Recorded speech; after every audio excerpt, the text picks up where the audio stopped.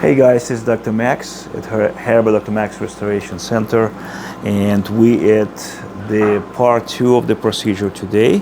Right now what I'm doing, I'm administering an infiltrative anesthesia, and this part the pain level is really low because we use this constant injection, so patient only feels just a tiny discomfort of any.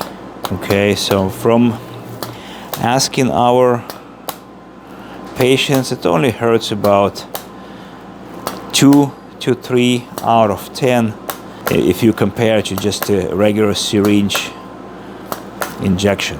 And the injection goes circumferentially around the scalp to make sure that during the implantation phase there's no discomfort or pain at all.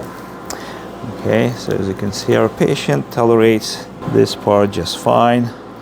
So I just finished the left side.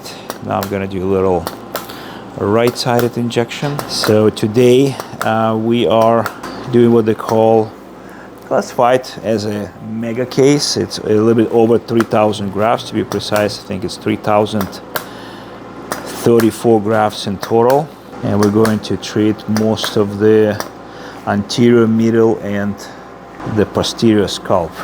As you can see here, the hairline is important to be as natural as possible. That's why the edges are so irregular.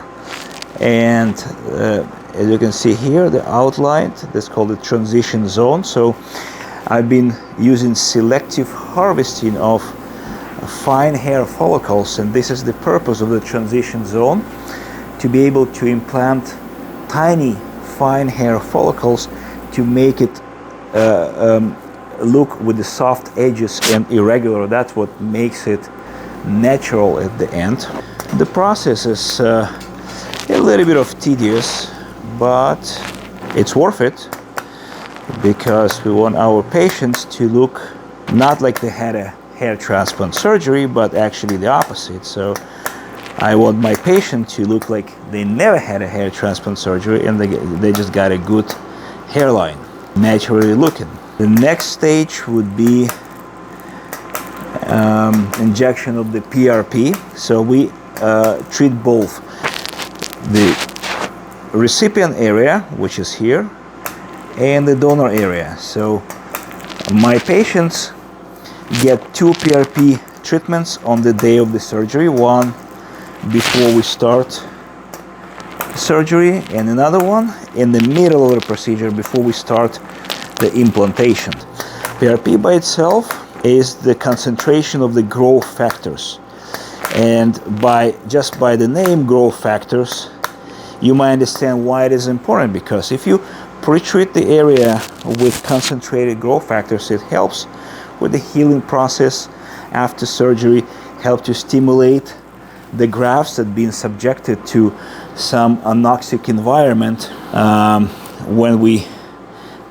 when I take them out and keep them on the plate. For that same reason, our patient undergo 2 hospital-grade hyperbaric treatments on the day of the procedure to make sure that the entire body is hypersaturated with oxygen, so these grafts will not suffer from lack of oxygen while after being transplanted. And by the way, look at here. Here we have grafts, right? And they are on the temperature controlled environment. They're sitting right here. And all 3,000 grafts are divided between these 2 plates. That's it. We're ready for the PRP.